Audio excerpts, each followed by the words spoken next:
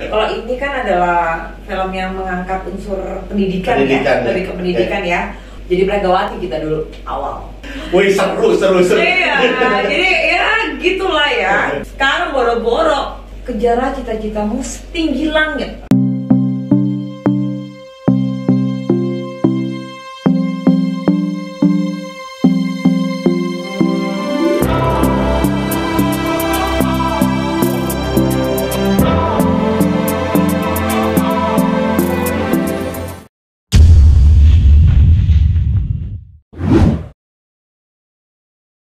Hey kawan semua, kembali lagi bersama saya Cepriatna atau Si Mamang. Kita berada kembali di podcast resmi Film Uti dan Keke.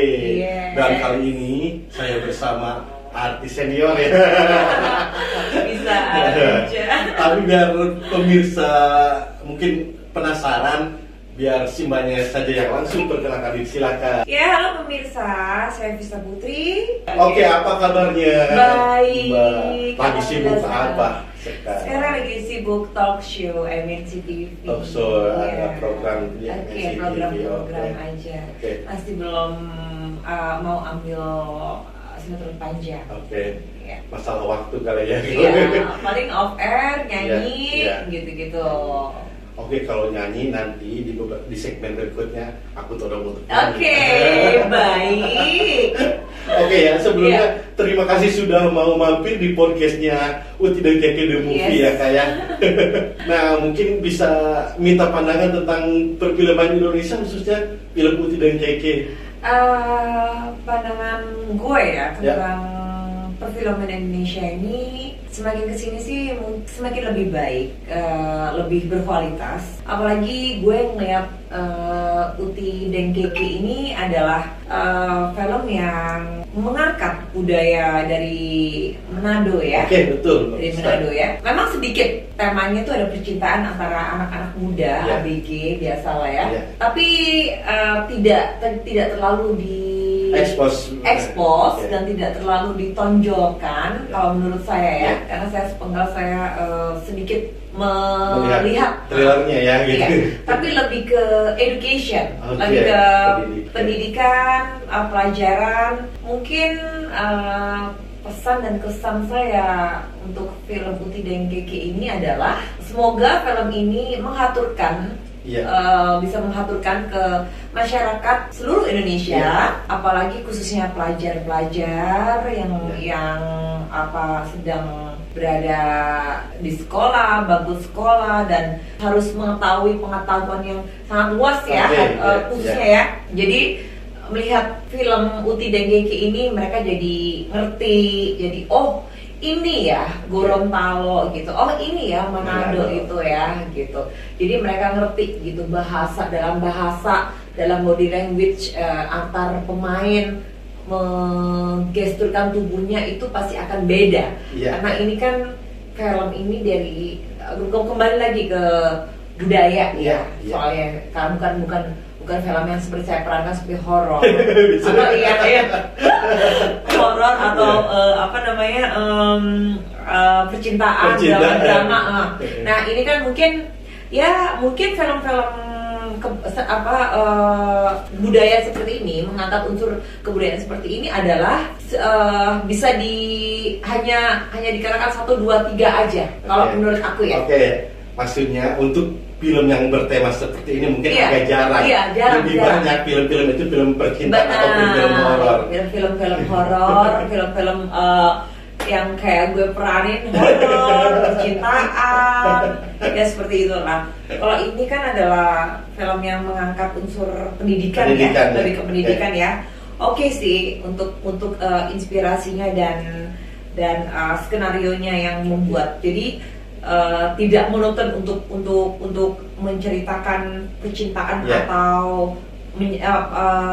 yang menyeramkan horor-horor seperti itu ya. Akhirnya dar, tapi ini enggak. Mereka menciptakan menonjolkan persahabatan, terus pendidikan, unsur budaya lebih kental, lebih banyak. Mungkin saya luruskan kalau boleh ya. Di sini mungkin unsur percintaannya sedikit sekali, hanya bubuk manis. Karena mungkin jargon film kita adalah edukasi, toleransi dan kolaborasi. Benar. Tadi makan. Nah, ngomong-ngomong tentang, kita lanjut ya, tentang film, tentang toleransi, pandangan dari Mbak Fiska sendiri, toleransi itu seperti apa? Toleransi itu adalah, menurut gue itu toleransi itu adalah salingnya pengertian di antara antar personality. Kalau aku ya. Siap. Toleransi, karena toleransi itu sangat-sangat.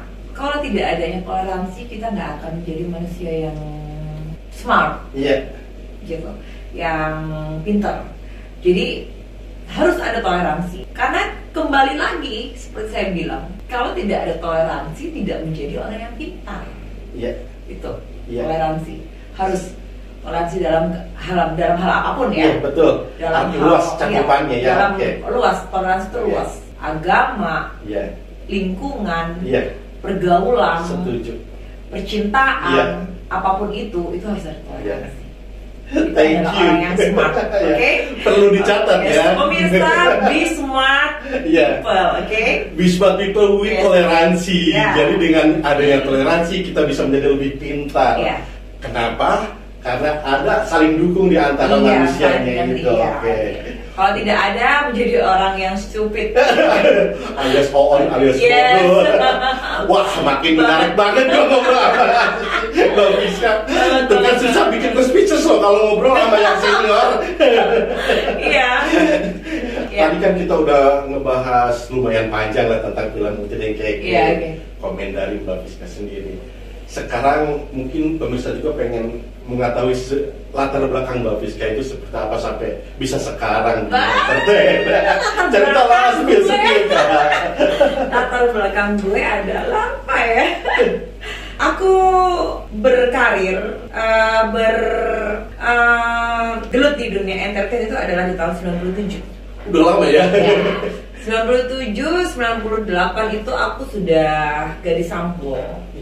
Gadis sampul. And then 98, 99 itu Aneka Yes. Aneka Yes. Terus biasa iklan kayak gitu. Oh enggak lupa gue. Dari kecil mamiku itu aku tuh sudah emang mungkin udah bakat kali ya. Udah terlihat. Jadi udah legak di catwalk itu. Tuh gue sampai lupa kan. Jadi 97, 98, 99 itu gue masih pregawati. Jadi gue angkatan Catherine Wilson. Angkatan Keket, angkatan si siapa lagi ya? Indah Kalalo, gitu-gitu. Jadi kita masih kecil. Kita masih kecil banget itu. Nah, jadi pregawati kita dulu awal. Jadi pregawati itu udah lenggok tuh. Tapi gue TK tuh ya, bayangin TK itu gue udah, aku sama mamiku ini nggak dipaksa, enggak. Jadi kemauan sendiri. Jadi kemauan sendiri. Nah, nanti kesan dan pesannya ya. Jadi nggak ada unsur keterpaksaan orang tua, no, nggak ada. Pure dari aku sendiri, yaitu. Dan aku dari 98 bla bla bla iklan syuting, akhirnya aku dibesarkan namaku dari Multivision. Aku dari Multivision. Sinetron atau film? Itu apapun dua-dua bidang itu. Itu aku shoot di kontrak 5 tahun sama dengan beliau, para Punjabi dan Bu Raki Punjabi. After selesai, aku pergi ke Malaysia, syuting ke TV3 Malaysia. Oh, sempat berkarir di sana juga. Karena Multivision dan TV3 itu sempat kolaborasi. Join partner gitu. Udah selesai kontrak. Akhirnya film ke MD lah. Banyak dong muncul-munculnya hal baru dulu ya. MD, screenplay dan apalah itu ya udah. Jadi global dari keseluruhannya gue terlahir dari Multivision itu. Dan pasti dulu tuh ceng-cengannya artis-artis ini. Kalau belum masuk Multivision belum artis gitu. Belum artis ya, belum aku jadi artis ya kayaknya. belum ini gitu, belum artis gitu, belum pemain gitu. Wih, seru. Iya, jadi ya gitulah ya. Jadi gini, dan apa, gue pun dibesarkan di mana dunia entertain ini, bukan karena pansos ya, enggak. Siap. Kalau mungkin sekarang mungkin banyak pansos ya, banyak ya. Memanfaatkan. Ya. Tapi gue dulu selalu Pak Haji, Pak Deddy Miswar selalu berpesan kepada saya, Vista, kalau kamu besok sudah nama kamu menjadi besar, janganlah kamu nak menjadi artis atau pemain sinetron atau aktris atau apapun itu karena wartawan atau pansos itu. Jangan, besarlah karena karyamu. Nah, dari situ sampai sekarang pun pemirsa, Vista terapkan itu untuk para muda-mudi, cewek-cewek cantik, ABG, cowok-cowok ganteng, ABG yang sekarang lagi merintis karirnya itu, besarlah karena karya dan berprestasilah seprestasi mungkin, karena kalau besar karena karya itu akan awet. Ada ingat terus. Iya, dan itu sudah kodrat alam ya, Beb ya. Karena kalau besar karena karyanya kita sendiri, dari soul jiwa kita sendiri, itu adalah orang itu akan mencari kita, bukan kita yang mencari mereka. Itu udah ini banget, itu udah apa ya, udah kodrat alam, semesta alam udah ngomong udah itu. Dan masyarakat itu apa namanya, mencari kita, bukan kita yang mencari gitu loh. Sekarang kan banyak kan yang kita mencari. Nah itu dia, itu pesan aku dan untuk generasi muda ya, yang sekarang ini yang mulai menanya karirnya. Satu, tidak boleh sombong tuh. Iya betul. Gua nggak demen tuh sombong kayak begitu. Iya, kalau sombong kalian gak akan jadi apa-apa. Betul. Karena mungkin semua aspek kehidupan itu sombong. Iya, tidak boleh sombong. Kalau sudah di atas jangan sombong. Jangan ini, kalau dimintain foto dikit-dikit, sorry, aduh. Kalau di angkatan gue, di zaman gue nggak ada, Beb, kayak begitu. Nggak ada. Tapi sekarang banyak ditemui ya. Banyak ditemui. Dan gue ngeliat kalau syuting sekarang itu ya, minta foto dong Mbak. Oh, bentar ya. Gue cuma nengok begini doang. Siapa lo sih? Ya, mesti apa namanya, dalam hati tapi ya. Iya. Gitu. Kalau di angkatan gue nggak begitu. Oh iya. Asik banget. Iya. Karena banyak banget kan yang seperti itu kan. Oke. Gitu. Tapi mudah-mudahan pencerahan dari seorang Vista Putri bisa dijadikan bekal untuk pendatang baru ya, untuk terutama di masa kini. Iya. Jadi jangan besar karena pansos, tapi besarlah karena karya. Ingat itu ya, kayak karena prestasi. Oke. Menarik sekali. Ini saya agak tergelitik tentang Malaysia. Tadi ya, sempat kerjasama dengan tadi TV3 Malaysia ya. Berapa lama Mbak Vista di sana? 2 bulan. Terus yang dirasakan perbedaan di iklim di Malaysia dengan di Indonesia seperti apa tentang dunia entertainnya? Kalau iklim sama ya. Cuma kalau di dalam pekerjaan beda. Iya, iklim pekerjaan maksud saya. Oh, itu pekerjaan oke. Kalau tapi juga loh, ngaruh juga loh, Beb. Oke, siap. Di sana panas banget. Panas banget. Iya, panas banget. Kalau masalah pekerjaan itu, kalau di sini artis kan semua disediakan dong. Iya. Ya, make up dan diladenin. Iya, diladenin. Terus baju, wardrobe itu diladenin. Tapi kalau di sana kita harus bawa semuanya sendiri. Dan itu gue kaget, pertama shock. Meskipun gue memang gue bawa wardrobe sendiri, bawa peralatan make up sendiri, dan make up pun juga gue sendiri, nggak pernah gue disentuh orang kecuali dengan orang yang terpercaya, MUA yang terpercaya. Tapi di Malaysia keseluruhan seperti itu, dia mandiri. Jadi sutradara mau take, mau syuting, mau apa, mereka sudah ready. Dan semuanya hanya membantu. Mereka bawa, jadi pemain artisnya itu membawa baju sendiri, membawa make up sendiri. Terus dialog. Masalah masalah dialog kan pasti beda dong ya. Mereka di sana agak Melayu sedikit. Jadi untuk toh pun biasanya gue kan ya pemirsa udah ngerti dong, pasti gue kan antagonis ya. Ratunya antagonis ya, Bo. Gue sih tadi mau ngomong tapi terang aja.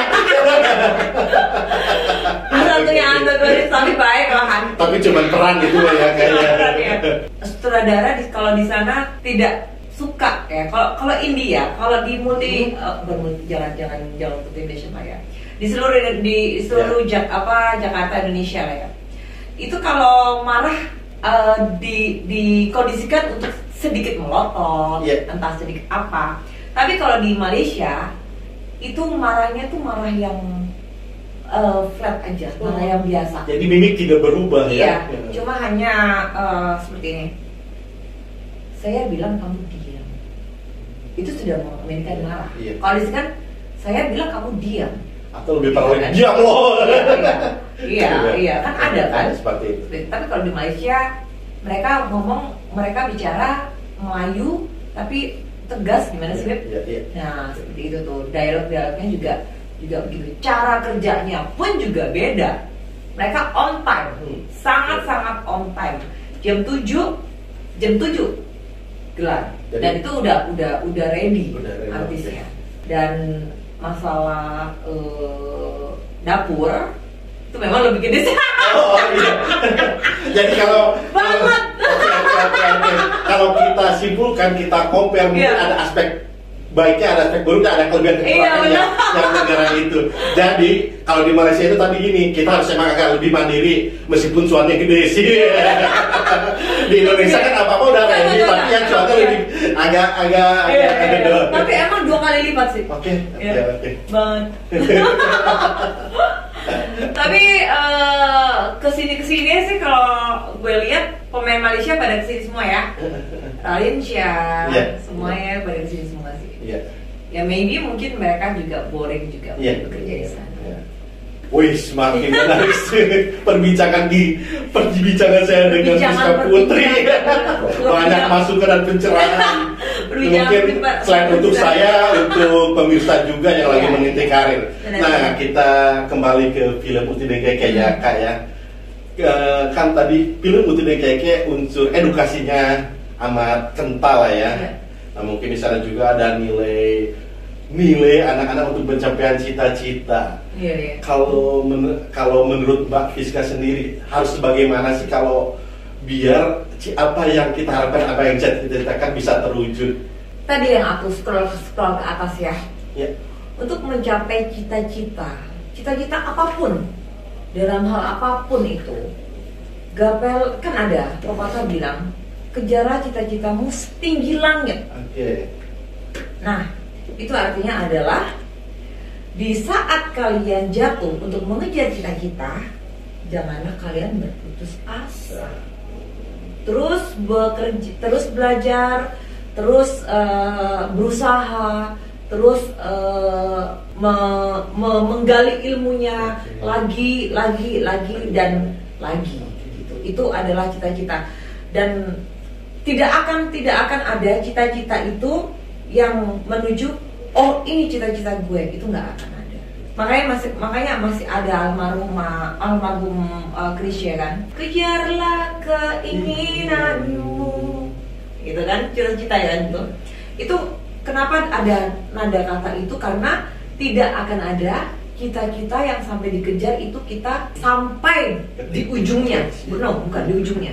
Kita sudah dapat cita-cita, tapi tidak akan ada cita-cita yang sampai ujung yang kita mau. Tidak ada. Jadi harus terus. Gitu. Thank you. Jadi kalau boleh saya simpulkan, dalam pencapaian cita-cita jangan pernah putus asa. Kalau kita sudah gagal, harus terus mencoba lagi ya, kayak kurang lebih. Nah, aduh, dari tadi gua ngomong serius aja, tapi bagus sih buat masukan buat saya atau buat pemirsa juga, agak refresh sedikit. Tadi kan hobinya nyanyi, suka off air juga, mau saya todong biar Aduh, mentang-mentang gue juga nyanyi juga ya, jadi nggak apa lah, coba disajikan, present kepada pemirsa podcast ini. Wong kok ngene kok dibanding-banding ke, saing ke, yo mesti kalah. Tak oya yo orang mampu sok mencintaimu. Gak tersik ya. Ku berharap engkau mengerti, di hati ini hanya ada kau. Thank you. Kok gue jadi tersanjung ya? Padahal cuma cair lagu. Nah sekarang bisa asik lagi, bisa refresh lagi gitu. Oke pemirsa, kok jadi gue waktunya? Ayo silakan di present deh. Enggak. Gue aja diem dong kalau ntar gini. Karena buru-buru kita lihat dia, maaf ya Bo. Enggak apa-apa. Enggak ada apa-apa dari direksi ya. Jadi gini. Oke pemirsa, kembali di podcast Uti dan Keke.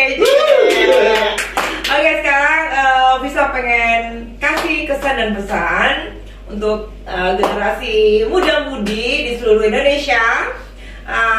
Tingkatkan prestasi kalian, tingkatkan kualitas kalian, tingkatkan bakat kalian, agar apa yang kalian mau, apa yang kalian inginkan itu tercapai.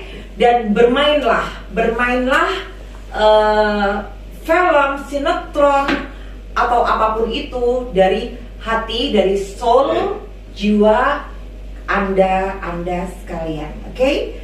Kalau tidak dari jiwa, tidak akan menyampai dan tidak akan sampai ke penonton atau masyarakat di seluruh Indonesia ini. Thank you. Saya mendoakan semoga karir Mbak Fiska Putri makin eksis dan makin tetap di dunia entertain di Indonesia. Jangan terlalu eksis, dikasihin yang baru-baru aja. Dia mah merendah. Oke deh, yuk kita pamitan aja yuk. Iya.